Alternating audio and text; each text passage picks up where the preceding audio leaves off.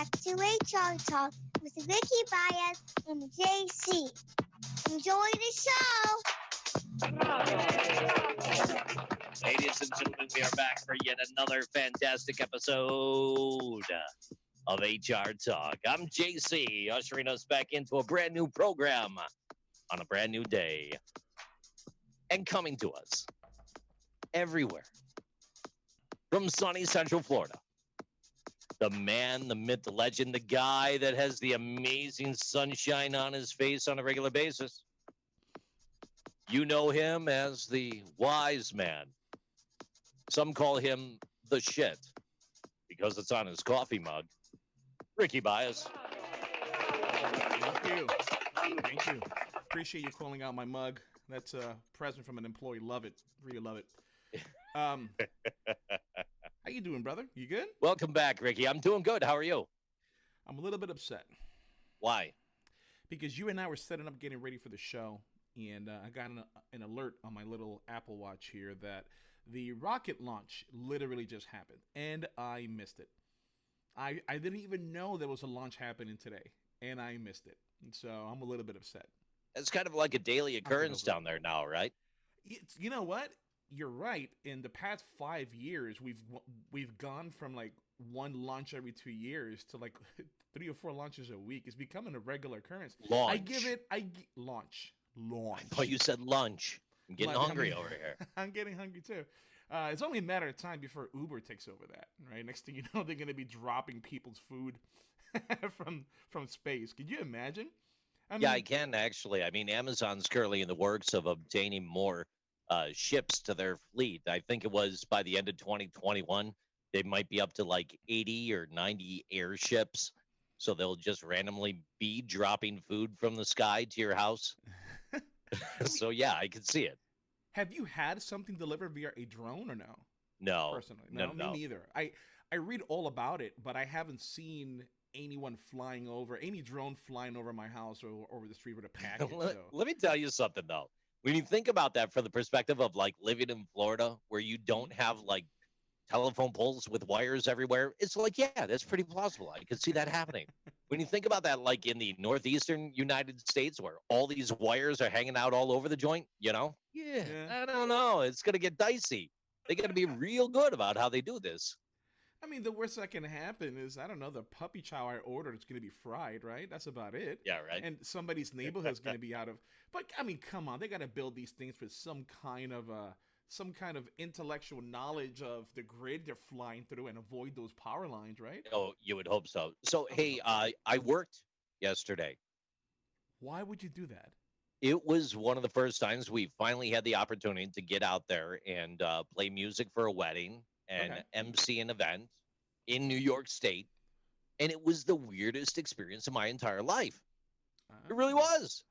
Pre-pandemic, if we got out there and did some stuff, Rick, it was cool. It would turn into like one of those all-night ragers. Everyone's just dancing. They got their glow sticks. It's crazy. It's like there's your 67-year-old grandma just like going crazy. You know what I mean? It's good times. Okay. And then now in the world of COVID, this being one of the first COVID events I've done in person somewhere, you have to stay 6 feet away from each other. The mask must be on at all times. There's absolutely no dancing whatsoever.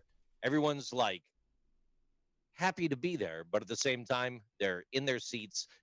Buffet, you go up and it's all very different. The way that things come together. No dancing whatsoever. It was like a 8-hour happy hour, basically. It was pretty wild. Yeah. Or an 8-hour Footloose movie. Yeah, exactly. Exactly. Okay. One of the two. All right. Yeah, so it was pretty cool. I had a chance to meet a business owner locally here. Has a photography business. I'm going to do this. I'm going to do the unsolicited plug for Adore Photography. Okay. Adore Photo Buffalo.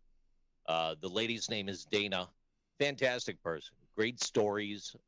Luckily for photographers during this time, as their events have canceled, they've still been able to continue to make hay by having people come to their studios and take pictures in person at their studios. Even though they might not be having their wedding or primary event going, they make it happen. It's a little different on the MC side of the house, on the announcing side of the house, on the other side if you're not going virtual. It's just a lot. But Hmm. long story short, very refreshing to finally be back out there. A little tired today, but all good, all good.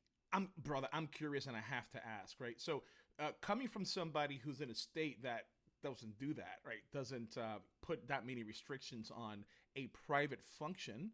So, if you're at a wedding that has, I don't know, 150 people, let's say somebody decides to be within that 6 feet bubble and maybe start dancing 2 foot loose, Oh, oh what would wait, happen? hang on. It's not a 150. There's a 50-person limit to include the people that work at the location as well. So Okay. maximum of 50 people, 6 foot spread, mask on at all times. If you're sitting down at the table, you're free of COVID. Take your mask off. But if you stand up, you have to put your mask on. Period. Because it's the elevation, science. Okay, so let's say it's 50 people, right? It's Oh, an it was invite only event, right? 45.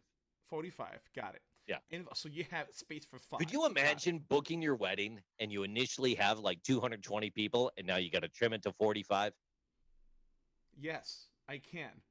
This is exactly what I did my last wedding. Exactly what I did. Like, that's $75 a plate. We need to trim this down. Are you kidding me? Yeah, I have done that. No, but wait a minute. So let's say people violate those rules. Who's gonna know? What's gonna happen? Well, the venue Who? knows, and the venue has a liquor license. And if someone comes in Ah, from the state got it, and got it, finds got it. them in violation, they pull the liquor license, and you're going to go through a very, very, very long, drawn out process of trying to get your licensures again or licenses again with the state, and then it's an entire thing. So yeah, it's Wow, it's a you slow must have had a evolution. blast yesterday. Oh, it was great. Yeah. I'm sure it was. I'm Hey, sure. I do have some HR talk. I got to get off my chest. I need to Why? ask you about Fine. why do you matter? Go ahead. Let's do the things that the show is supposed to be No, talking no, about. I'm Go ahead. serious. Go ahead. Why do you matter? Why do I matter? Yeah, as no, just you, like HR in general. Why do you matter? I was not expecting that. Yeah, I know you weren't. For That's I told you I was going to hit for you in the the mouth right with some good people, stuff. for the right people, for the Okay. right minds, for the right businesses, HR does matter. And it matters because when you're supposed to be, as a business owner, when you're supposed to be focusing on your business, on moving that needle from A to B, you want to have somebody by your side you can trust to handle all the legalities behind moving that needle from A to B. And it's not like HR is going to step in and tell you, this is not what you can do. Don't do A, B, C. Yeah, we would do that, but we would do it in a way that it builds up on the relationship and it actually helps you get to A and B in the most efficient way possible. That's why HR matters. Okay, got it. So, second question for you. Now Hmm. we know why you matter.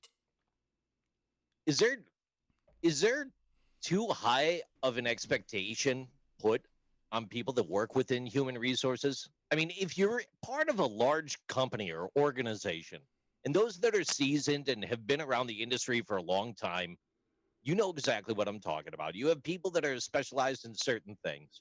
But Hmm. when you're in that smaller shop, or maybe you're doing the consulting, maybe you're pushing in and helping people along the way in those individualized private businesses, you need to know a lot about what, like your benefits, your pay, Hmm. your different laws and rules depending on the state that you're in, considerations of labor organizing and or Hmm. employment labor law.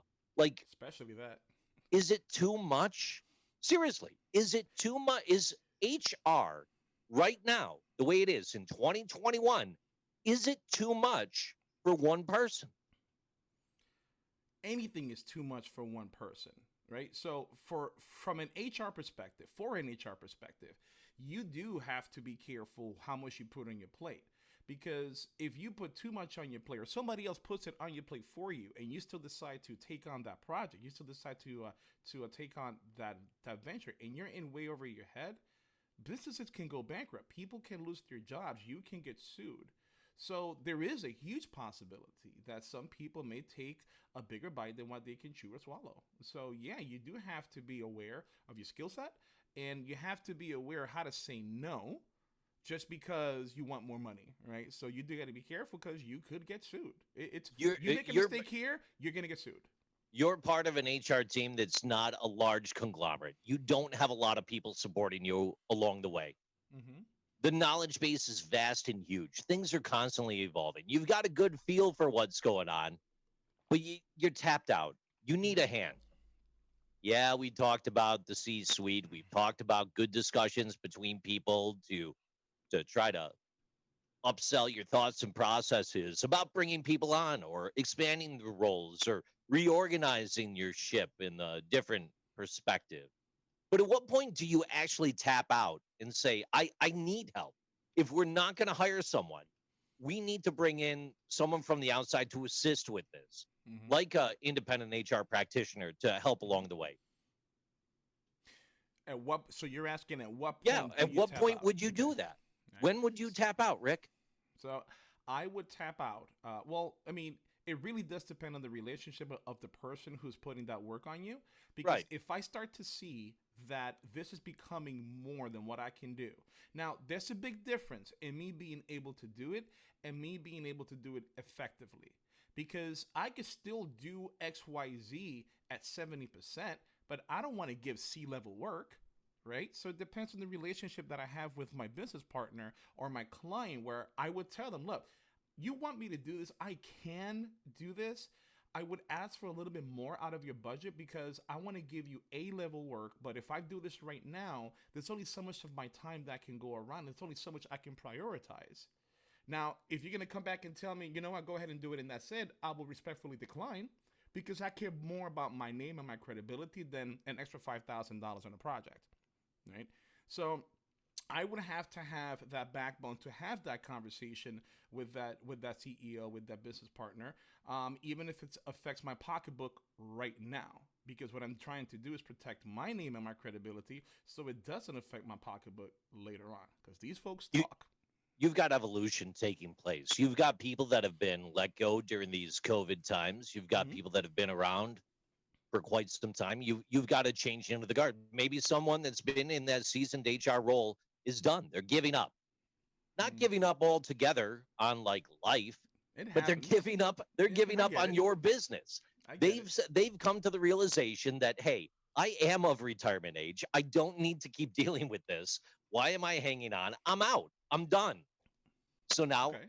so now you have to change into the guard, right? Mm-hmm. You've got newer people coming in. They might not be as seasoned, right? Maybe they're fresh out of school.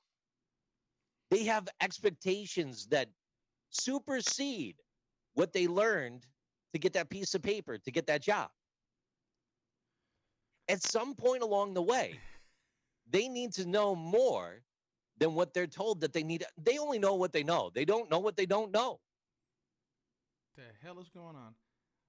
If you're so good at the end of the day at recruiting and onboarding and keeping a cohesive, tight group together, Mm-hmm. you've got an amazing skill set. Correct. Someone comes to you with questions in your small knit group about benefits, about retirement, about new laws, about taxes, wages, about the potential of 15 an hour and where are we going with this, that, and the other. And you're kind of new in your shoes. Is Twitter the best place to learn from your peers? Like where do you tap out? Where do you tap out and say, I love the new book from the HR person in Wisconsin. It's great. But at the Mm-hmm. same time, I need more. I'm in this office by myself. Yeah. Twitter was fun, but I'm stuck right now. It's I Are see you that. tracking? No, I'm with you. I'm with you. The issue with that becomes, JC. It's how, why are you so afraid to say something? Because if I'm here saying this is too much and it keeps happening, either I'm afraid to say something or I did say something and they say too bad, pack sand, right? So I guess it's up to me to say, all right, should I continue on with it? And by the way, if I do, I need to shut up and do the best I can. Nobody wants a complainer on board. Or I'll just pack sand and go somewhere else. But you still have to be able to do your job. And your job is to help that organization, again, get from A to B in the most efficient way legally possible. Okay. Yeah, no, I'm with you. I'm tracking. So now you've got a wealth of experience. You've found all the proper resources. You've had all the great discussions over the span of time, and you've built yourself the way that you are. Mm-hmm. You haven't had to deal with labor unions. You haven't had to head down that path. And now your workforce is coming to you, and they're saying that they're going to begin pressing for an in-person vote for unionization, and they're going to have an election in the middle of a pandemic. You're the HR guy. What do you do? I would be highly upset if this is the first time I hear about it. And I mean highly upset. So for those of you who do not know, in order for you to get a vote, any kind of a board certified election, there has to be something needs to happen to show that there's interest. So somebody from the union hall should have delivered a bag or an envelope full of cards that are signed by 30% of the employees in that particular business to show that there's at least 30% interest for a bargaining unit, and that's when the NLRB comes in and says we're going to have an election. If somebody delivers some cards and they give it to some leaders and I didn't hear about it, there's some scuttlebutt going around about unionizing and I didn't hear about it, and then next thing you know, there is I find out today on Sunday that tomorrow Monday there's an election, I'm going to be pissed at myself. Because you don't have a chance to vote? No, wait. I'm going to be pissed at myself because I'm not doing something right to keep my ear to the ground to fully understand what's happening at those levels of the organization. And as a matter of fact, if that right there is not a preview on why we're here to begin with, leadership not listening, because the best way for your employees to organize on you is to show that you're not listening, to show that you don't care about their well-being, their safety at work. That's why that comes out. So that's more on me. Because if I'm new to that, they're hiding it from me, something's happening. I've created that relationship, that toxic relationship, that they just won't talk to me about it. So yeah, A, I'll be pissed, right? And then B, I will reach out to the NLRB and be like, hey, can we get an extension? I want a fair opportunity to have a conversation with my leaders and have a conversation with the associates to let them know what we're willing to do to actually mitigate this, right? You NLRB, what for those listening that may not be familiar, what does NLRB stand for and why do they matter? National Labor Relations Board. That is the body of organization that works under the National Labor Relations Act that pretty much handles anything that has to do with unions, workforce, unfair labor practice, stuff of that nature. Strikes, things like that. So if people are going to unionize and they're going to have these elections or they have these discussions, is there anything governed by the NLRB that says HR people are not able to attend? Like, could you, on behalf of your organization, just go to a meeting to keep your ear to the ground, just like you're talking? Well, why are you laughing about that? Because it sounds like this is so specific. It sounds like you just left the union hall. I mean, that's what it sounds like. And you're just salting and poking, but I get it. Oh, yeah. No, we're not done. There's a lot more on this one. I get it. There are some things that there's a lot of things that can get us leadership in trouble when it comes to either bargaining units looking to socialize in your organization, employees talking about it, and there's an acronym, and let me bring it up. It's called TIPS, and I'll put it up. So and like just the tips. You know what? Let's call it SPIT. Let's do that. Okay. So deal. SPIT. Okay, because I saw where you were going with that, and I'm okay. No. That's much better, actually. Yeah, and it means that you can't surveil, you can't promise, you can't intimidate, and you can't threaten. Can you monitor? That's surveil. No, right? not monitor, not surveil. I mean, like, hey, I just want to attend the meeting too. I mean, if it's an open meeting, absolutely. If it's on your grounds, Yeah. absolutely, you can. If it's off Okay. grounds, it can kick you out, right? There's no reason, but then you got to be careful. How are you showing up? Are you showing up as somebody who wants to learn more, or are you showing up with the basis of surveilling, of monitoring? So you do have to be careful with that, in why you're showing up to those meetings. I personally would not. I would not show up to those meetings So you because would maybe have a separate meeting after the meeting with some of the people that ran that meeting to kind of just go over some of the things you talked about prior to heading into a negotiation then, I would stay because you away want to from keep your that. ear to the ground. No, you don't want to do anything that would tell other people that you could be spying. Whether you were spying or not is Oh, irrelevant. okay, okay, The okay. perception Well, is reality. so where's the difference between perceived spying and keeping my ear to the ground? So I would have to ask the question. Your employees are looking to unionize on you. And the reason they're looking to you is because you're not paying attention and you're ignoring them. All of a sudden, now you're interested? You too late. You missed that boat. You missed that boat. So now you're in a situation that if you do show up to those meetings just for the sole purpose of keeping your ear to the ground and seeing what's going on, And the maybe you want to be genuine, right? You want to know but what's going on. see, Maybe but that you're doesn't matter. unaware. See, but that doesn't Okay. matter because at the end of the day, it's all about dollars and cents. And then the union hall decides to file a ULP or an unfair labor practice that you're spying on them. They're going to do an investigation, and you have to figure out how much money you want to spend trying to prove yourself right when you can just avoid it from the get go, right? And just not trying to infiltrate anything, but train your managers. Train your managers on how to listen to the associates. And if you do listen to the associates, what you do with that information. And you train them not to threaten them, to say, if you go with the union, here's what I'm going to do. Highly illegal. You're going to be tied up in litigation for a long time with the board, and they love to do that. Unfair labor Bloom, practices are no joke. BloombergLaw.com. Uh-huh. Stop by, check out the article. Biden fires NLRB's #2 lawyer one day after her boss. As everyone's already aware, the president had fired the second highest ranked attorney at the Mm-hmm. NLRB, the National Labor Relations Board, one day after ousting their supervisor, leaving leadership of the AC's legal arm in limbo as the new administration seeks to reorient the board away from the previous administration's business-centric focus. Mm-hmm.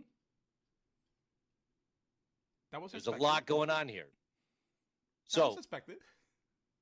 so now, as you have some changes there, news out of Seattle, according to the Washington Post, Amazon wants the upcoming unionization election at its Bessemer, Alabama warehouse to be held in person, arguing against the NLRB's guidance to hold mail-in balloting in the middle of the coronavirus pandemic. Now, the e-commerce giant said late Thursday they appealed the ruling by an NLRB hearing officer a week ago to allow roughly 6,000 workers to take 7 weeks, starting February 8th, to cast their ballots by mail to be represented by the Retail, Wholesale, and Department Store Union. Okay. Amazon argued in one of the two filings that the agency's pandemic voting policy is flawed, predominantly in part because it fails to define what a COVID-19 outbreak actually is. The guidance reflected assumptions developed comparatively earlier in the pandemic before scientific understanding of the virus was possible and precautions had developed to where it is today. A union spokesperson has declined to comment on the filing, and then a Amazon spokeswoman did not immediately respond to requests for comment. For more information on this, WashingtonPost.com, Amazon presses for in-person voting for unionization during the pandemic. There's a lot more to that story. The Washington Post ran that story? Yeah. Got it. Okay. I don't know if anybody else got that, but okay, got it. So here's the thing. I almost guarantee, JC, and we're not able to verify this, if the NLRB would still want to hold an election via mail, A, B. NLRA. B. The act isn't doing this, the board is, right? It's if they still wanted to do this via mail, but the pandemic wasn't an issue, Amazon would find another reason to still not want that to happen, right? But think about it. Here's why Amazon doesn't want the mail-in votes, because they want people to come in who are still afraid of the pandemic. And remember, I don't know what Amazon is thinking. The more people that show up to vote, the better chances. The better chances of the union not to be recognized. Here's why. The only thing you need in order to have a union be at your organization. To define, they're pushing back on mail-in voting. Mm-hmm. Correct. Because Mail-in. they want them to come in and vote in person, right? Okay, all right. So without knowing the inner workings of Amazon, I would assume that the reason they're doing that is because they think less people will come in to do it in person, thinking the less people that come in to vote, the better. And to be honest, the only thing you need, JC, for that to be ratified, for that to be a reality, is 50% of the votes plus 1 to be yes. Not of the associates who work in the building, of the people who actually voted. So if your building has 6,000 people, but only 100 people decide to vote yes or no, only thing you need is 51 votes to say yes. 51 to say yes to get a contract for a 6,000 person organization. So by statistics, FYI, Amazon is offering to pay for efforts to hold the election safely. They're offering heated tents for voting set up in the warehouse parking lot. Are they really? I mean, yes. It's $1 trillion organization. I think so. I guess it can't afford it, right? No, but think about it. It's how they should really handle this is if HR would have known that this election is coming up within X amount of time, train your managers, have workshops to let the associates know what you're going to do as a business. And again, you can't promise anything, but you can use real data. You can use real data about how much sick pay costs, how much all these things cost, and just let them know. Let them know what processes you have in place in case you do have an issue and you're not going to have a stance with, if you don't like it, go work somewhere else. No, we're going to hear what you're saying. They have to do that anyway. So from a business owner's perspective, the best thing you can do if you're going to have those conversations anyway, is just remove that middleman, which is the union, right? So if I was in charge over there, I would have a lot of training to the associates, to the managers leading up to the event, and I would encourage everybody to come vote. Come on, vote. That shows them that we're not hiding anything, that if you feel that this is what you want to do, so you know what, let your voices being heard, but let me let you know what we're going to do, right? So we can handle that. When I was working for the school board, the best thing I could have ever done to undermine the union rep, and I pissed off a bunch of them, is talk directly to the associate and really genuinely trying to help them. But by that point, isn't it too late that they've already turned to the union? Would that be spying or something like you mentioned before by talking directly to the associate? No, not really. I'm talking in a meeting, right? So if we have a meeting that the associate is about to get written up or it's being investigated, and it could end up in disciplinary action, there's something called the Weingarten rights. And if they invoke those rights, that means they can bring a representative with them. So when they come in, at least the one I've been involved with, we've argued like crazy in my office and then go have a beer at the ale house afterwards. It was actually pretty weird, right? But it was pretty cool. That was their job. And I have my job. So I quickly realized as soon as the union comes in, they get all combative. Any regular person would get defensive, and then they start arguing, right? The union rep and the HR guy, they start arguing.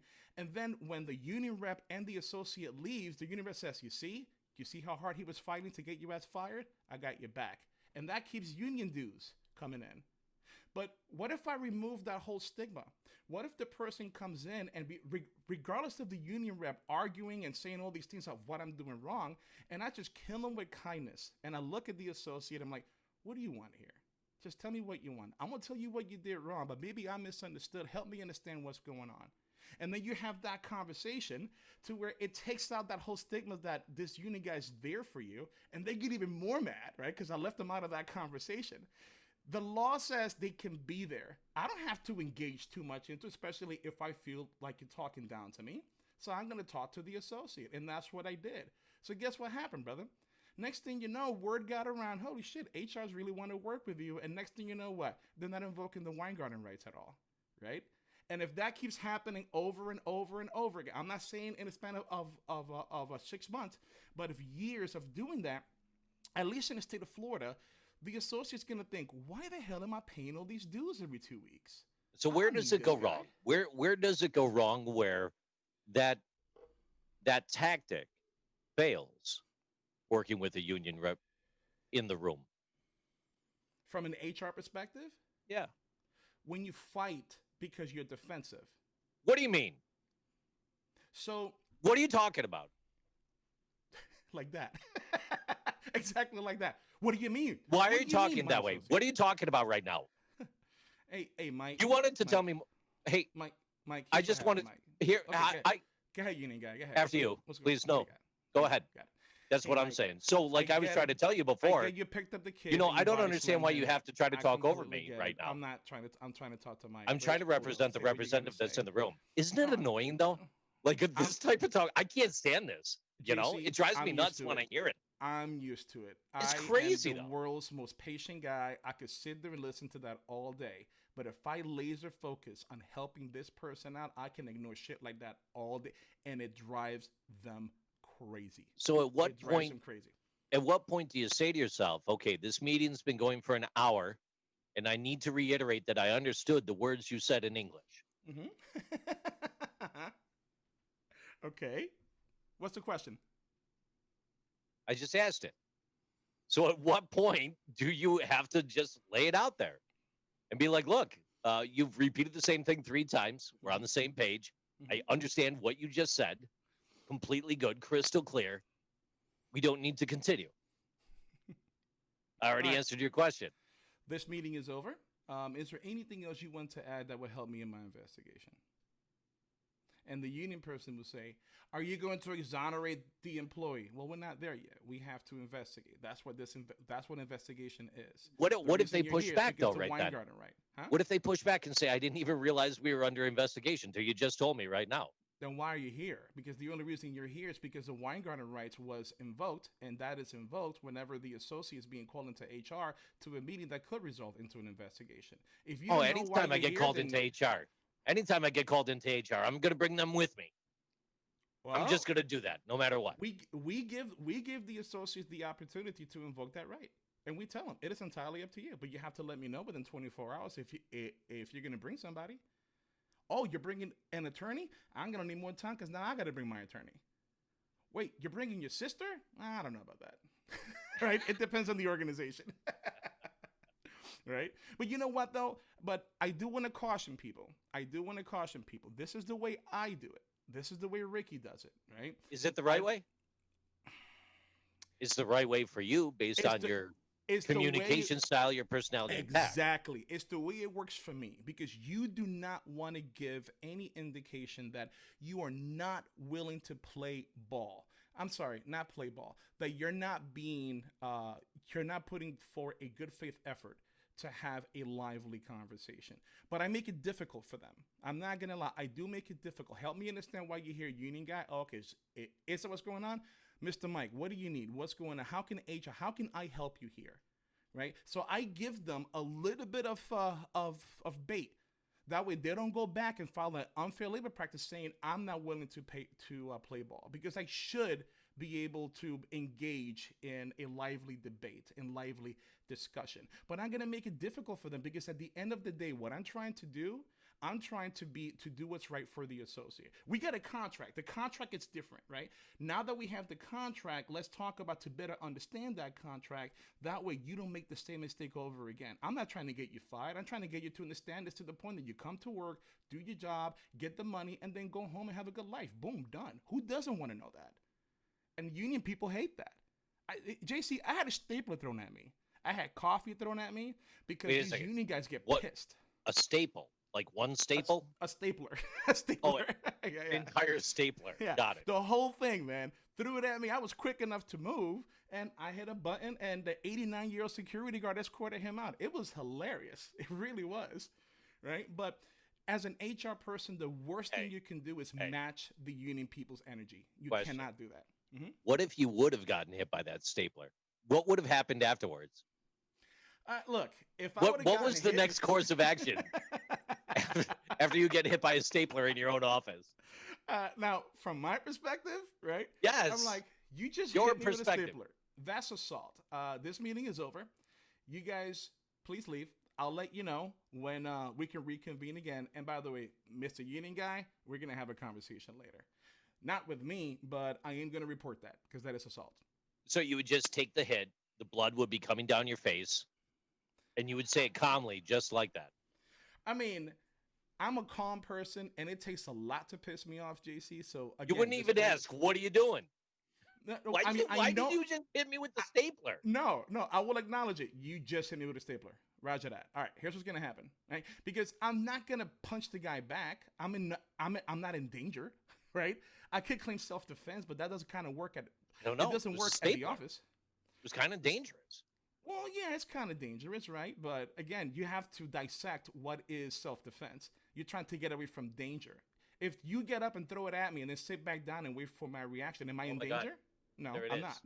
Mhm. So maybe you need a shield, like one of those Captain America shields, just kind of one of the riot shields. Just keep it at your desk, you know. Oh, That's a there you great go. idea. You know what? It's a pandemic need. I'm putting up plexiglass. It's like I'm ordering from KFC. You know what I mean? You ever been to one of those? It's got the KFC. bulletproof Have glass. you seen me? Oh, the bulletproof glass. Yeah, yeah. Yeah, at KFC with the turnstile, and that's In Miami. even bulletproof. I don't know Yeah. about the turnstile, but okay. Yeah. Oh yeah. You put Yeah. your money in, you turn it around, they put the food in, they turn it back around. It's pretty What? cool, actually. No. Yeah. Okay. Oh I yeah, did it's not know that. serious. That's Yeah. a New York thing. Must be. Yeah, get one Um, of those for your HR office. Yeah, come in, No. have a seat. No, nah. I'm not doing that, man. But you know what, though, JC? Here's what happened at the end of my tenure with the county government. I ended up having a really good relationship with those guys. I really did because they saw that I'm not trying to bullshit them. They Yeah. saw that I was really trying to help them out. But it takes time. You got to take your lickings at first Well, you were there. to show them what you're trying to do. It took you 10 years. No, it took me 4, but okay. I got Oh, it. I thought you said over your 10 years there. No, Sorry my about that. tenure. Tenure. Got yeah. it. Yeah, it Got took it. me 4 to get to that point, right? But it's the worst thing you can do as an HR person is to fight them the way they fight. That's the worst thing you can do. And JC, I've always said that on this show. I do not advocate for unions. I am not a union person. I've always been clear about that from Why? an HR perspective, because to me, Why aren't you a union person? Why aren't you all but hold for on. it? I'll answer that. I'll answer that after I finish this thought. I don't advocate for them, but I've always told my clients if your employees unionize on you, you deserve it because there was something you was not doing, right? So I don't agree with them, but I understand why they exist because there are some employers out there that are straight up assholes and they want to squeeze every inch, every energy, every ounce of money from these associates, right? So of course it's needed. But here's So what so happens. how much of that stress and tension is truly rooted within that frozen middle that we've talked about in the past? Here's the funny part. I don't think it's the frozen middle, bro. Where I do you don't think it it's the frozen resides? middle. It's at the very bottom. At the very bottom. Really? Because you've got some leaders at the very top and even in the frozen middle that gives two shits about the associates who really do the groundwork that makes your brand do great. And that's why these unions come about. Right? Well, they Because feel they don't unheard care. somewhere along the way. Correct. They do. So they're telling But someone within the chain. they are. But can I give you an example though? When I worked I before at you Darden. do, I want to ask you about skip rank logic then, Okay. about breaking the chain, Okay. What about about it? being comfortable and good enough with an air of radical candor to, if you don't feel your issues are being addressed with your immediate supervisor, manager, team leader, whomever it may be, it's completely okay to talk to the next person in line It or should be someone okay. else in a leadership position. It should be okay.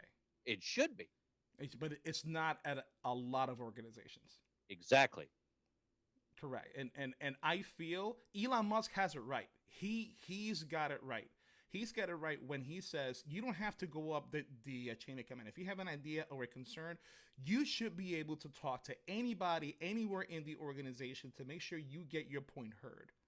And I'll even go above and beyond that. If you are that person, JC, if you're my employee and you talk to my boss about an idea you have and you didn't bring it to me and I feel some kind of way about it, that's not on you. That's on me. Why do I feel so vulnerable?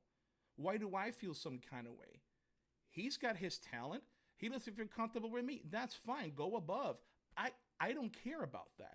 But you got some people that get so in love with their titles and then they get butthurt when nobody talks to them, and that's the problem.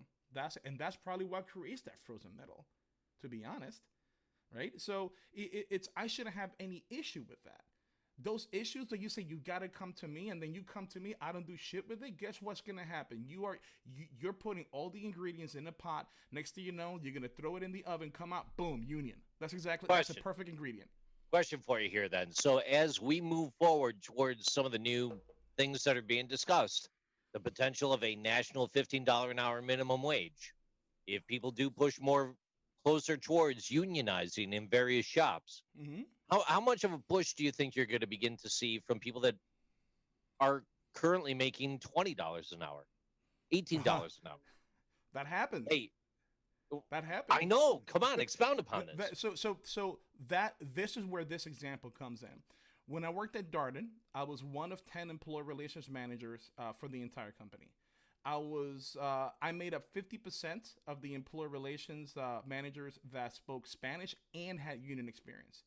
So guess what? They flew me all over the place, and we had a huge union issue at the Capitol Grill in Wall Street, New York.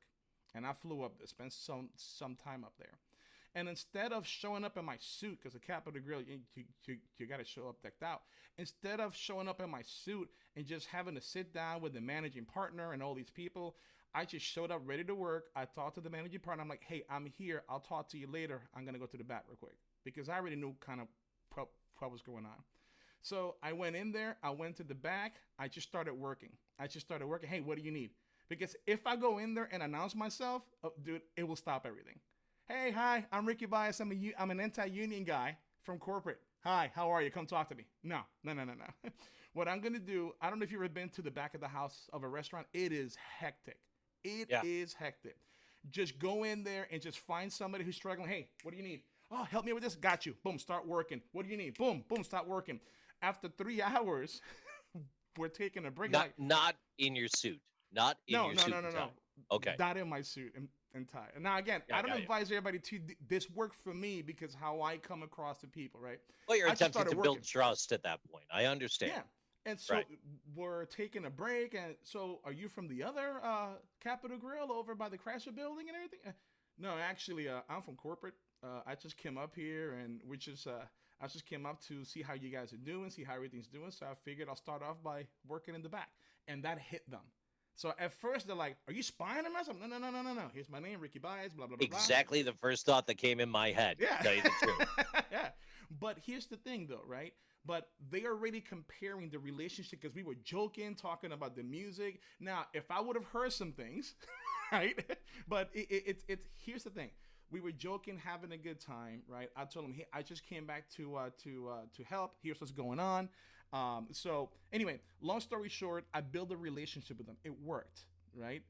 Again, I don't advocate for other people to do that, right? Because if you're not comfortable in that space, it is going to come across that way. It is going to come across like you're spying, right? Yeah, but because you are. Not really. Depending on the way that you do it. Depending on the way that you do it. Right. So I sat down with them. We had coffee. We had lunch. Here. And hang on. I am here to help today.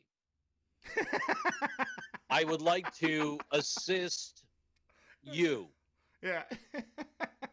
What is your name? Check the box and we're good. Right. I mean, right. Yeah, if you do it that way, nah, man. But let me tell you, I sat down with them and I was straight up honest with them. I'm like, look, I understand what's happening with all this union stuff. I get it. Look, you listen to what you have to do, right? You do what's best for you, right? But if you give me an opportunity, and we can work together. Let me know what questions you have. Let me know what you understand about our bonus policy. Let me know what you understand about our healthcare plan. And maybe there are some things that I can help you understand. But I'm not going to tell you how to vote one way or another. Let me let you know what we really truly offer. and then you let me know if you're aligned, you're not aligned, you understand, and I can expound on that, buddy. That's building relationships. So you're good with building relationships. You're good with it face to face. You're good with doing some of the things that you're talking about. But going back to that circle there, right? Mm-hmm. Hey, I know you wanted to know more about these particular benefits. I'm not the guy. But let me direct you to this Twitter group that I subscribe to. No, no. You got to come in there with some resources in hand. You do, yeah. And be able to direct people to actual individuals that can assist in the process. Well, I mean, it's great to get advice from your peers. Don't get me wrong. It really, really is. It is. It's good to share ideas. It helps build the community of human resource practitioners or professionals or whatever you want to call yourselves nowadays, right? Mm-hmm. It helps with that. But at the end of the day, you're not going to direct the people that need the assistance back to that group. No, you're right. You're right. That's why you have to go into armed. You have to go into armed with a lot of information on what you can and what you cannot do. So let me tell you something else that came out of that conversation. So I told everybody in the back while we were on break, which by the way was at 1:30 in the morning. We were working nonstop. I'm like, damn, man, this is tough work. It really is tough work. So I'm there talking to them, and I'm like, do you know how our benefits work? Do you know how our time off works? So they're like, yeah, sure. I'm like, so let me tell you anyway. So I told them how our time off work and everything. And when I started talking about sick pay, right, because one of them said they went to the dentist and something happened and they didn't have vacation to cover it. They said that the union told them that it was illegal. No, that there's a law out there that the restaurant needs to provide sick time, which is true. Back then, it did in that particular part of the city. All right, and that we're violating the law. And I'm like, wait a minute, let me double check as to what happened there. So I went and pulled that guy's stuff up, and I'm like, no, you do have sick time. Here's what happened. You've used it all. That's why you didn't get anything, but you do get sick time, right? So before you do this, though, before you head down this path of opening the guy's stuff up to take a look, are you like, Nina Manu Domine? It is now an investigation. No. I am investigating what took place with your sick leave. But what does that tell them? Oh, shit, they're listening. This guy's listening. Now, to them, too little, too late. I get that. I completely get that. I can't fix that right now. I can't fix the broken relationship that got us here. I can't fix the broken relationship now that's going to dictate where we go in the future together. So let's have that conversation. So after you took the opportunity to spy in the back of the restaurant, I did not do that. No, I understand. Did you also then meet with the union people to get a better perspective of where they're at on the issue? No, here's why. No, so you were solely there to talk with employees and get a vibe. I was totally, I was there, to be honest. I was there to make sure the leaders didn't do anything stupid. Okay, fair enough. Got it. Right? But I didn't want to focus on them. I wanted to understand the associates. I wanted to understand where they were coming from. And I can't just go in there barking orders, asking questions. I got to go get in with them and talk to them and just build that, which I did, and build that relationship. But then after those meetings, JC, they walked away like, is this true? Do we really get this much sick time? And I'm like, here you go. And they're like, because that's not what the union told us. I'm like, look, I wasn't there. I don't know what they told you, but I'm letting you know what kind of offers you get. I'm letting you know what kind of Here is the reality of the situation. Yeah. Yes. And I cannot tell them that if they sign up for the union or they vote yes, it's illegal for me to tell them, if you vote yes, you're going to lose this or this. That's threatening. That's all right. promising. So we started down this fantastical journey of you cooking deep fried mushrooms. No, because we were talking Kona steaks. Whew, so Kona steaks. Got it. Yeah, brother. Lobster, we started this path cheese. about the $15 an hour and those people that are making 18 that wanted a little bit more. You said, "Oh, I got something that ties in here." So where does it tie in? Where does the pay connection come in this discussion then? Well, their issue, they in this particular example, their issue wasn't pay as much as it was time off and sick pay. That was their issue. brother, this is the Capitol Grill. Servers there make like 80 grand, right? And the people in the back of the house, they make about 19, 20 bucks an hour. Now, granted, New York City, that's not a lot, right? It really is not, right? But their concern was more about sick pay and time off than the actual money that they were getting, right? But here's what happened while I was there. Want to know what happened? This is great. Yeah. While I was there, I was in the back taking a break with the guys, which, by the way, 95% of them speaks only Spanish, right? So now I got to talk to the manager. I'm like, look, do you think affirmative action is a quota? Because nobody there speaks English. How's your English? I mean, how's your Spanish? Un poquito. Yeah, we got to talk about that later. Right? No, what do you mean? What do you mean? Expound upon that. Because half of these issues would not be on the table if there wasn't a language barrier. These managers there did not speak, only spoke a little bit of Spanish, and there was a lot of things that could have been. But there's not a language. Is there a language requirement in? Yes. Okay. You in a position, good Lord, especially in the kitchen, in a position that requires communication, you have to know the common language, and that common language is English. Now, in the restaurant industry, notoriously, the back of the house speaks more Spanish than English, or more Spanish and no English at all, right? Which, to me, it doesn't make sense, but so if the managers speak Spanish and they're able to communicate effectively, I guess it's good. That's a common language, right? But that would mean that we would dictate one or the other, but we dictate one. At least you have to know English. You do. That's not illegal. It is not illegal for us to dictate that if the job required it. But here's the problem. Because so if it required it, it's going to be part of the job posting then too. That's going to be information. Yeah, it should. It should. Okay. Correct. It should. So anyway, I'm there talking to these guys, and I hear a commotion in the dining room. And I'm like, what's going on? And the guy's like, the union guys are here again. I'm like, again? What do you mean? So I go outside, and these union guys from the local chapter, they came in with about 30 other people chanting something about sick pay. We want to be treated like a human being, stuff like that. And they read a letter, a prepared statement in the middle of the dining room. Manager wanted to call the cops and kick them out. I'm like, stop. This could be no more than 30 seconds. If they stop and they're still hanging around, yeah, kick them out. Let them stay their peace and leave. Just do that, right? So we let them stay their peace. They left. Diners were unfazed. They're like, whatever, right? they just, it's New York, dude. I mean, what the? Right. Yeah. I'm with you. They were unfazed, whatever.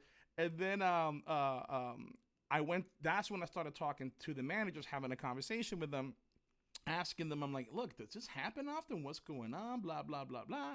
And the manager's like, yeah, I know one of the guys, and he told me that those aren't really supporters. They go over to Grand Central Station, they find a bunch of kids hanging around, they give them $20 to come follow the guy in and just show a big unity of numbers. They must have spent like $800 in that. And I'm like, do me a favor, man. Don't mention that to anybody again. Don't mention that, because that could be spying. That could be spying. I'm going to throw something back at you here in regards to what we just talked about on the English side. Just a little bit of querying on the Google box while we're talking. Not sure if this applies. Take this, run with it, figure it out. EEOC Regulation 29 CFR 1606.7a provides that a rule requiring employees to speak only English at all times in the workplace is a burdensome term and condition of employment. Such a rule is presumed to violate Title VII, Title 7. Except for when? AKA. That's all it reads. That's all it reads. There's an exception on there. It's said at all times. Requiring employees to speak English only at all times. Now, to me, outside looking in, based off the conversation that we just had, and you talking about the back of the house, 29 CFR 1606.7a, and I am not a lawyer, but it's specific about talking English at all times, where you're stating English is not a requirement at all times. It would just be a requirement for communication. You can speak Spanish in the back of the house or whatever language you like. It doesn't matter. You're not going to violate the rights of an individual, but you're utilizing English for a primary form of communication. Hey, there's a fire behind you. Be careful. ¿Qué? Yo no entiendo. ¿Qué está pasando? There's a fire behind you. The stove exploded. It's right behind you. They can't understand. That's a safety issue, brother. Anything that has to do with safety, you have to speak the common language. You have to. And Whether it goes it's a on to nurse- state, therefore, a speak English only rule that applies to casual conversations between employees That's on different. break or not performing a job duty would be unlawful. That's different. Yeah. That Exactly. So that is very substantiating different, what yeah. substantiating what you're talking about there. Mm-hmm. Yeah, it's because in some positions you do got to be careful with that. But here's the thing, No. because this made me laugh with a bunch Department of of other people. Labor has more on this for you. Department Do of Labor lays it out even a little bit further. 29 CFR 1606.7b, such a rule must be narrowly tailored to address the business necessity. Mm-hmm. Situations in which business necessity would justify an English-only rule include communication with customers, coworkers, or supervisors who only speak English, in emergencies or other situations which employees must speak a common language to promote safety, for cooperative work assignments in which the English-only rule is needed to promote efficiency, and to enable a supervisor who only speaks English to monitor the performance of an employee whose job duties require communication in English with coworkers or customers. Let The me. reason I went down this path, and before you jump back in, there's some people that just heard what you said about English Mhm. at the back of the restaurant. Mhm. They disagreed with what you said. That's why we brought this forward. That's why I want to find the cited source for you to substantiate the conversation. Ricky, back to you. I'm not saying English only. I'm not saying that. I'm saying No, you have didn't. to be able to speak English, For- the for- common language. Right. Right. Yes. And you just used a prime example about the emergency situation. Mm-hmm. Correct. And here's the thing, right? So you have to be able to speak English. You can't say English only, but that is the common language. But if you do have attention managers, if you do have an associate that is speaking Spanish to another associate that's speaking Spanish, and you're around, they're not doing their job. They're just in casual banter back and forth in the break room. You cannot require them to speak English. You can't do that. It's a bullshit rule. It's a bullshit premise. And I deal with that every organization I go to, because then Really? the manager, yeah, every single one, brother. Why is that? Every single one. Why do you think that happens? I'll put it that way. Well, because normally the manager feels very unsecure within him or herself to say, what if they're talking about me? Well, it's not your business if they're talking about you. Oh. Are you going to advocate that they don't text each other? We're always talking about you. Right? I mean, so what are you going to do? So what if they text each other saying what an asshole you are? Are you going to bar them from using that cell service? I mean, it's none of your Well, business. that's why you what they're have to saying. start spying on them and go to their union meetings and learn more. Right? Right. Come full circle on this. Yeah, I Yeah. didn't do anything wrong. They just talked bad about me. And now I'm going to follow them on Facebook, too. Right? You'd be surprised how many people do that, and it's creepy. No, dude, What are but you know what? talking about? What are you talking about? I've been in some investigations. I was only But- joking. No, I'm not kidding. I've been in Oh, some no. investigations that the manager comes back to me and says, "Look at what so and so is doing on their day off. Blah, that is messed up. Blah blah blah blah." And I'm like, "How do you know what they're doing?" "Oh, they're my friend on Facebook." I'm like, "Let's have a conversation about that."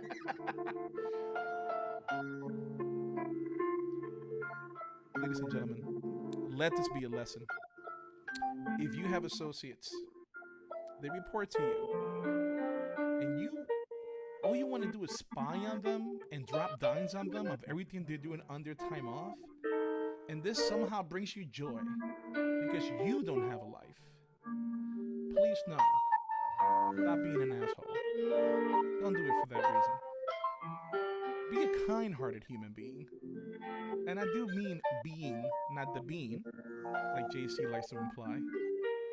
But I am saying, please, if you're going to be connected on social media with your associates, make sure it's good for a good reason. Thank you.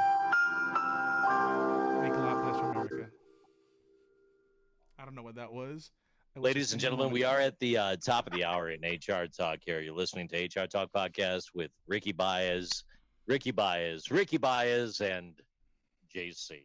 You know, it's been a long time since we heard advisements from Ricky. And it's good to really get into some of this stuff today. It really warms the cockles of your heart, doesn't it, Rick? To like get into the meat of the human resources world, didn't you? How'd you like the journey I just took you on? The questions I asked. It was masterful. I did a really good job there, I think. You know you're talking out loud, right?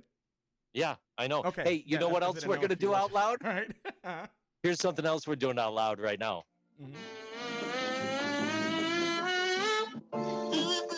Books let you see life from another perspective. They can expand the mind and awareness. These are inspirational quotes. Miss Cookie Bye. If you're an HR leader and you find yourself on the footsteps of being unionized and having an election, don't get defensive. Be real with your associates. Communicate with them. Let them know that they matter. You know, all those things that you were neglecting before and got you to where you are today. Don't be an asshole. It's going to be the title of Ricky's new book one of these days. It is? Okay. In Spanish and English. In Spanish and English. Have you written a book yet? I'm in the process, actually. Seriously. Could you just stop and finally bring that material back to the program? I'm just saying. Like, some people have written, like, one book, and that book happens to be, like, 1,000 pages. But you've done 300-something podcasts with me. And in the world of media, it means nothing to some people. Like, okay, we'll do a show, and we've got, like, 60 to 80,000 people that touch it, download it, independent IP touches, whatever you say it, right? Mm-hmm. You get all these people from all over the world catching it. It's not a book, so you're not credible, Rick. So here's the thing, right? It's not a book. I'm writing it on and off. Sometimes I stop. Sometimes I start. So it's taking longer than normal, but it is coming. It is coming. I probably have a year left. So I'll tell you what it's about. It's about managing. Because most people don't care right now. So that's fine. They do. It's okay. They will. Okay. What is it? This is not the title, but here's the tone: how to effectively manage the HR office. That's the idea behind it. The title's not there yet, but it throws out all the previous personnel policies and incorporates new forward-thinking policies. You just gave it away, and now someone that has a lot more time, they're going to write that book while you're still writing yours. From what I see, what's happening out there, I'm in no danger. I'm in no danger, bro. Trust me. I've seen what these other HR people do. I'm like, oh, you're stuck in 1980. Right. Okay. Speaking about people that aren't in danger and people that have gotten a bad rap over time and people that are actually really good people, great people, some of the best, biggest people out there, great people. What are you doing? I'm following you. Oh, Sherm. A lot of people say bad things about Sherm. A lot of people are dropping their post-nominals. A lot of people talk about Sherm in different ways and different things. And Sherm. Shermy. You're being Shermy today. Yeah, I've heard that. Like, what does that even mean in the HR space? Don't tell me I'm being Shermy. I don't understand that. I don't know what that means neither. I don't want to know. Listen, Here's one of the good things about them that I really enjoy. Whoever they have putting articles together, news articles, is really, really good. They actually have a good team of people that aggregate content and push out knowledge and information to the world. And this special kudos is going to go out to Lisa Nagel Piazza. Okay. SHRM SCP. Okay. She wrote this article, and I'm going to recommend you check this out on the Google box, SHRM.org. Google EEOC finalizes guidance on workplace religious protections. And they just do a good job of pulling information together. So a little bit from her article right here. In a 3-2 vote on November 9th, the EEOC decided to publish a proposed update to its compliance manual section on religious discrimination. The initial proposal was revised after the EEOC received comments from the public, and the majority of the commissioners agreed on January 15th to publish the revised manual. SHRM did note in comment that different legal standards applied to requests for accommodations from various workplace practices depending on the basis for the particular accommodation request. While SHRM recognizes and agrees that the revised compliance manual does not have the force and effect of law, it does not bind the public in any way. It is useful to provide needed clarity and guidance to employees, human resource professionals, and employers generally with respect to handling the various unique aspects of requests for accommodations and other issues relating to religious observances and practices and their effect on workplaces, end quote. There's a lot of key changes in this, Rick. Key changes here. There's a lot. Okay. So anytime the EEOC or the Department of Labor puts on an opinion letter or they have something like that, well, obviously this was not an opinion letter, this was a decision, that kind of becomes more specific as far as what religious protections you have. Something must have happened, right? And one of the things that I'm noticing is that I'm going to give you an example. Go ahead. Okay. Go ahead. The guidance would account for the Supreme Court's 2014 decision in Burwell versus Hobby Lobby, number 13-354, for our lawyer friends out there.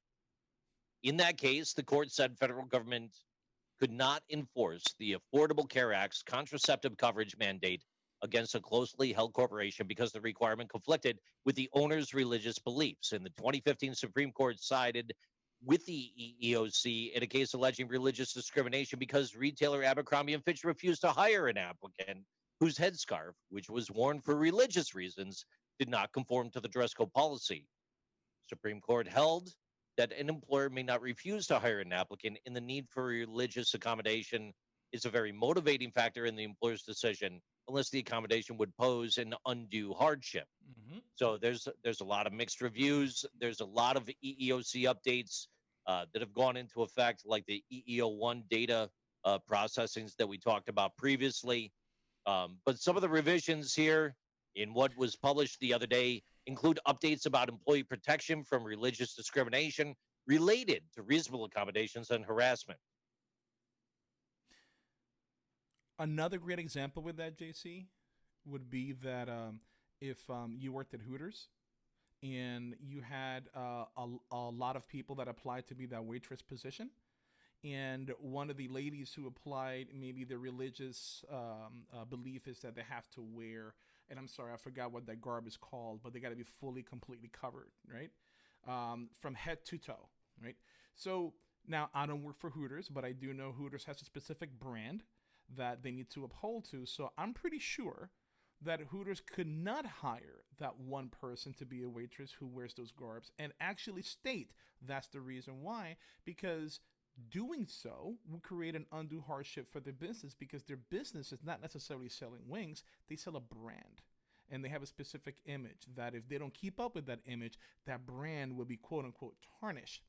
So I'm not an attorney. I'm completely speculating, but that is how that would work from that perspective. Now, for what you're saying is, once the employee is already hired, what kind of protections are out there? So I would venture to guess there's a lot of issues that has happened where the EEOC had to get involved, that this motion had to take place, right? Hobby Lobby, for example. So Hobby Lobby was told no because of their religious beliefs. So then, is it a business? Is it a for-profit business? Because if they were a church, a non-for-profit church, then they would have a leg to stand on. But they're not. They're a for-profit business, and that's why they lost that one. Ultimately, the revisions include updates about employee protections from religious discrimination related to reasonable accommodations and harassment. Quote, as the agency responsible for enforcing Title VII, it is imperative that we stay at the forefront of these issues to ensure compliance with the law, said EEOC Chair Janet Dillon. Now, regarding Janet Dillon, and that was on the 15th, as of the 22nd, President Joe Biden named U.S. EEOC Commissioner to be Charlotte Burrows as chair and Commissioner Jocelyn Samuels as vice chair. Who? Jocelyn Samuels is the vice chair. Charlotte Burrows is the chair. They've fired Janet Dillon. Wait a second. No, I stand corrected. Ms. Burrows and Ms. Samuels are both of one political affiliation. Ms. Burrows replaces as chair Janet Dillon, who remains an EEOC commissioner, while Ms. Samuels replaces Kenneth Sonderling, who also remains as a commissioner. Dillon's term expires January 2022, while Sonderling's and Commissioner Lucas expire in 2024, respectively. There's a lot of change taking place right now. Expected. With any administration, you would see something like that, unless they thoroughly, completely messed up. But to be honest, we should expect to see some of the same things as you've seen across any other flip-flopping administration, whether it's this route, that route. You just see maybe a couple of more things are tightened to more closely aligned to whatever agenda they're coming from. But at the end, the foundation is still the same, right?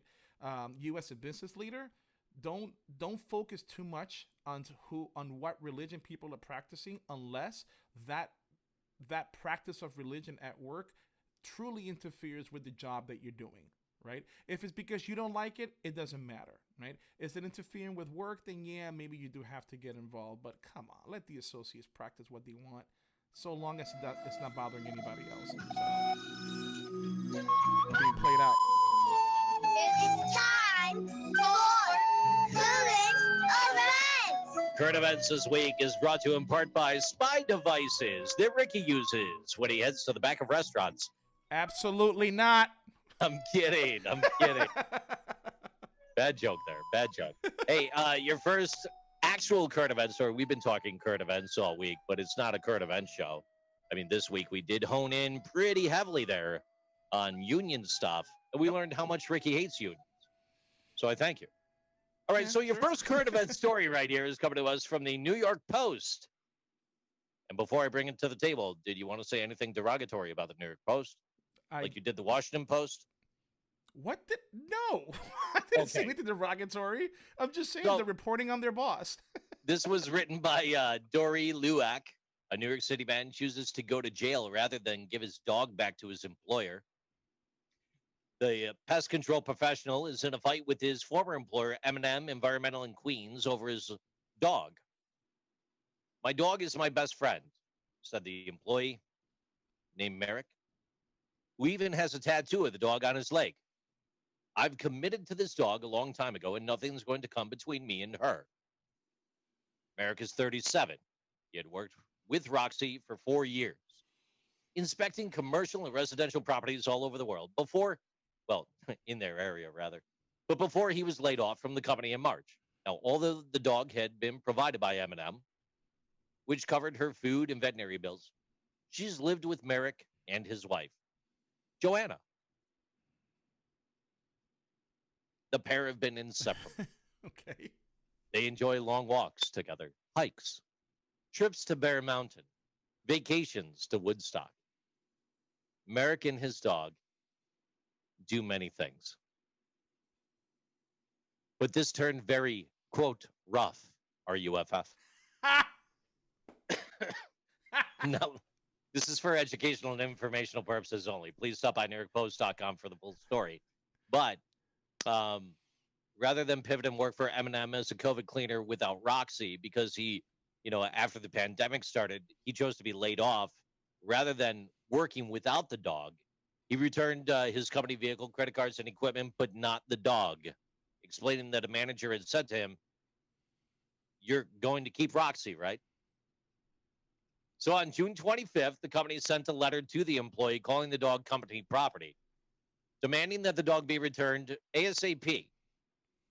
When the former employer refused, the employer pursued legal action, reporting that the dog was stolen, leading the district attorney of Queens to file charges of grand larceny against the former employee. Still refusing to sacrifice the dog to the company, Merrick in August surrendered to the New York Police Department. He spent 15 hours in jail. And, quote, I would not wish that on my worst enemy, end quote. 15 hours? 15 hours. Okay. He shared a cell with some 20 other people. Quote, the stories I heard were unreal. Someone beat their stepdad with a baseball bat. I couldn't tell anyone there that I was there for a puppy, end quote. You're kidding me. That was not a quote. That's a quote. That's a quote. I mean, I'm not laughing at the beating, but... Now, Merrick did admit to the New York Post in 2016, he signed a contract that said if I were to be terminated or no longer working there, I would have to return the dog. Duh. But he alleged that the employer forfeited its claim when the company laid him off and didn't ask for the dog back at that time. For now, a Queens judge, citing prior divorce case custody rulings, is letting the employee keep the dog until the case is settled. The employer, however, said the dog is a working dog, and this is a case of not custody. The lawyer of the employer, Gary Port, states that as per the contract, the company owns the dog and noted that training the dog to this measure could cost $15,000. I can see that.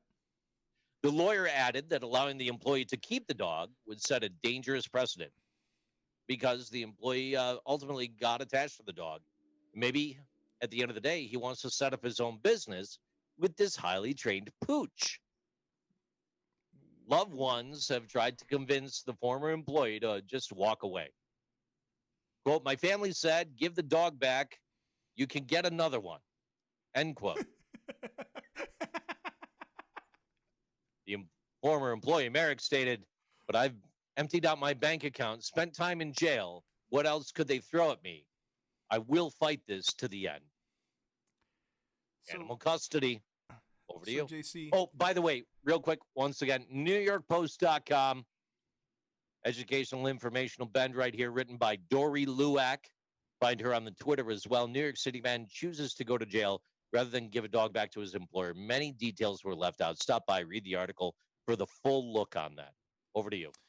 So, example, you work for me, and I give you a laptop. I give you all these things to do for me.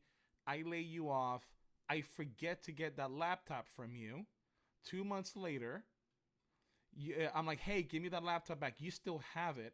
You say, hey, yeah, I still have it.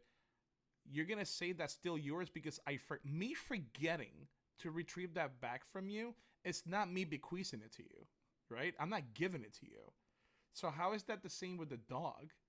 I mean, yeah, they're right. The dog is company property. So it's I don't know where this guy's going with that. And it's going to be interesting to see how the judge in Queens rules moving forward. Well, I want to know what the wife thinks about it. Like, I wish he was that interested in me, right? And not in the dog. Could you imagine? Oh, man. Right? Could you imagine him going to jail for the dog, but not for his wife, for whatever she does? Well, the company's trying to repossess his wife, though. Hold on. No, they're not. I don't even know. You know what? I'm done with this story. Because this can go so many different ways, and I don't want to go there. I'm good. Yeah, he's messed up. Your next current event story is coming to us from hospitalitynet.org. Whoa. Tina Peterson has been appointed Director of Human Resources at the Westin Riverfront Resort and Spa, Avon Valley. Tina Peterson, welcome aboard. She's a skilled HR professional with more than 20 years of experience. Peterson most recently served as a senior HR manager at Vacasa. Other previous experiences include leadership positions at Wyndham Vacation Rentals, Howard Head Sports Medicine, the Home Depot, and Target. She's a certified SHRM and HRCI professional, a graduate of West Texas and A&M University. Peterson is a previous board member of the High Country Human Resource Association and the Vail Valley Lacrosse Club. Please welcome back to the Westin Riverfront Resort and Spa Vail Valley, Tina Peterson. What are we doing? I feel like this is a newscast and somebody sent in their birthday. Like, hey, let's celebrate the 80th birthday to Tina Peterson. Now, look, I don't personally know Tina Peterson. It was one of the top stories as I was researching things this week. Really? If you know Tina Peterson, let her know about this part of the program at 1 hour 19 or 1 hour 18 minutes, whatever it is into the show. Let her hear it. Play it around the house. Tina, if you liked it, call me. I'll follow you in your life and announce your life. Tina Peterson is now driving down Main Street. She's headed to Wendy's. Could you imagine? Your life would be so much better. It really would, Tina. That would be great. Tina Peterson has now arrived to work. Everyone, please stand by. Tina Peterson is now kissing her coworker? Oh no. Come on. How about this one? Oh, wait, now it's too far? Now, as a congratulations to Tina, how about this one? This one? Just stay quiet for me for a minute, okay? This will be a good one. Thank you for calling. You've reached Tina Peterson at the Westin Riverfront Resort and Spa, Vail Valley, Colorado.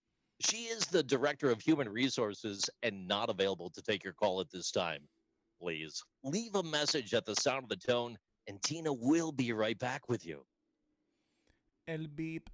Priceless. You want to talk about like gold. Like, Tina, take that, cut that out, use that. It's our thank you to you. I just gave you a gift valued in excess of $5,000. There we go. Talk about inflating prices. Holy shit. Hey, yeah, this happens. $5,000. Yeah, I just made it up as I go. Florida, you negotiate the prices. I just read the stuff. My agent. Okay, this next one's taking us down to Florida. Florida Transportation. Here we go. Florida Transportation Department says it will extend the Sunrail all the way out to DeLand. Now, despite a lot of pushback, Florida's transportation agency intends to complete Sunrail's unfinished stretch from DeBerry to DeLand in Volusia County. It's going to cost $75 million for the gap. In October, the Sunrail Commission of Local Leaders voted 3-2 in support of extending the commuter railway 12 miles north from a station in DeBerry to DeLand. The Florida Department of Transportation funds and operates Sunrail. How old is that story? It's in talks over transferring these obligations to local governments, and it was unclear how the agency would respond to a divided vote that amounted in the disagreement among mayors and commissioners over Sunrail's future. This is written by Kevin Spear of the Orlando Sentinel, January 22nd. Florida Transportation Department says it will extend Sunrail to DeLand. Stop by orlandosentinel.com for more details and information. January 22nd, 2021? Yes, 21st, 2021. I've been out of the loop. I could have sworn that was done like 2 years ago, to be Look honest. at you. You're acting like a cute conspiracy theorist, like you're living in the future, like in an alternate universe or reality or something. Listen to you. We are way too far in the show to start talking about those Q folks now. What are you talking about? Wait a minute. Don't do that. Don't be derogatory. Derogatory towards what? I'm sorry. If you believe in the QAnon thing, I'm derogatory against you. Florida man. Whatever. Story. Florida Man Stories this week brought to you in part by the Bias of Bias. Florida man who was naked stole and crashed a police car. A naked Florida man stole what news footage showed to be a marked police vehicle and crashed it in a wooded area, according to officials. Josh, he's 22. He got arrested Thursday. He crashed his car, and he's got charges, including theft of a motor vehicle, because it really wasn't his car. Followed by charges for aggravated battery on a law enforcement officer, depriving an officer of means of communication or protection, and resisting an officer without violence, according to Jacksonville Sheriff's Office report. Now, Officers responded to a report of a naked man running alongside I-10 in western Jayville shortly before noon on Thursday. The guy was lying in the road when an officer stopped on the opposite side of the road, according to the report. The guy then got up, dangling, and ran across the highway lanes towards the officer. Now, the report does turn out to be slightly redacted. It doesn't say how the guy stole the vehicle at the end of the day. Authorities confirmed only that a vehicle belonged to the city of Jacksonville was stolen. It's plausible to say that the dangling man ran over, occupied the officer, and stole the cop car. First Coast News footage of the scene showed the crashed vehicle to be a marked patrol car, although the report will not state that. According to the police report, about $10,000 worth of damage was done to the vehicle. Officers noted and noticed that Josh had road rash. He's being held on $4,000 bail. So I think I read this story, and the first thing I thought of is, let me call the face of the franchise to see if he's okay. Because this sounds something like he would do. And it's in the area. It really is a lot. But did you say that he's being charged with depriving an officer means to communicate? That's a law? He stole the cop car. It's got his radio in there. But that's a law. I guess so. I don't know. I don't know Florida law. I didn't know that. Okay. I wrote that down because I'm going to research that.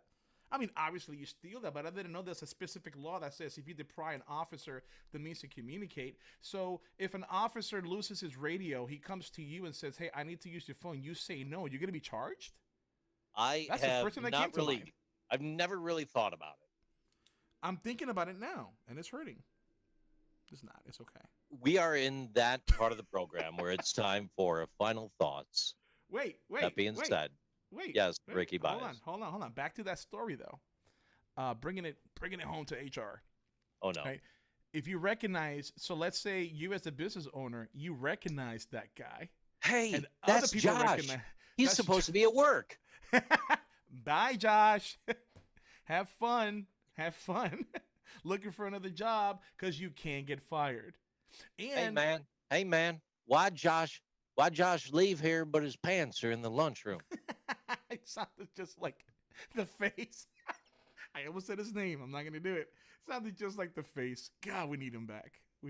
This week. For anyone that's not aware, the face is the face of the franchise. He's the guy in the cover art. He's at the tip of the spear when it comes to finding us in your favorite podcast platform. That's right. If you see a face screaming at you and it's a handsome man, that's the face. That's the guy right there. He's a real guy. He's a real guy. Okay. He definitely is a real guy. And just real quick for everybody who doesn't know, this coming weekend, I'm going to spend, my family is going to spend time with his family. We're going to be there too. And I'm going to have the equipment. We're going to record some of these conversations. I'm going to have some gold nuggets for everybody when we get back. Special shout out to some people along the way. You know what? I'm going to say that for my final thoughts, which I'm taking right now. So in the final thoughts segment, I do want to give a special shout and a thank you to the Disrupt HR teams down in Florida. It was just about 1 year ago right now that we were all together for Disrupt Gainesville. You flew me in from New York to be your MC. Always a fantastic time. Love working with that team. Special shout out to the HR lady, Wendy Sellers, Karen Oakey, Summer Sherrod, Haley McCoy even. Angela, dear Angela with Summer as well. There's so many great people down there. Leslie, it's sad that we can't get together again right now. Well, I'm not done yet. It's sad that we can't get together right now. And compiled with that, it was also around this time that we had our secret connection of seven. The Council of Seven had got together, and our gracious host Leslie Miserak.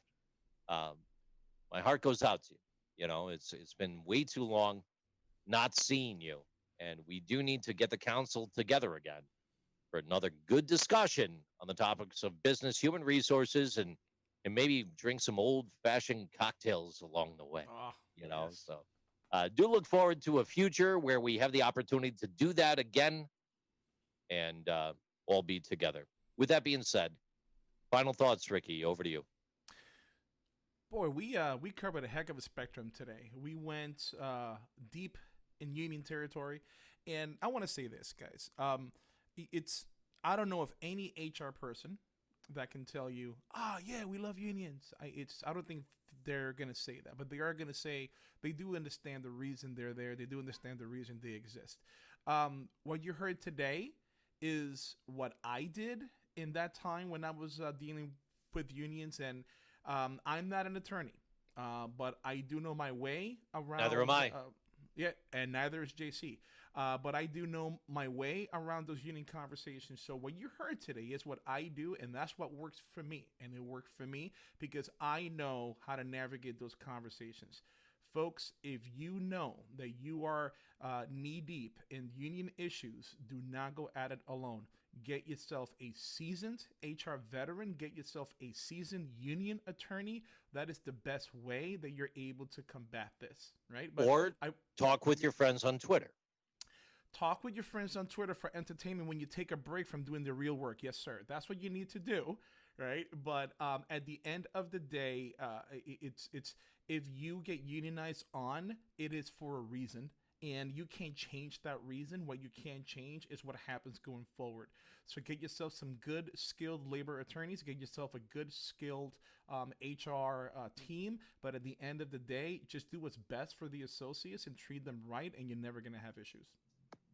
Ricky Baez, what are some of the best ways people can reach us, please?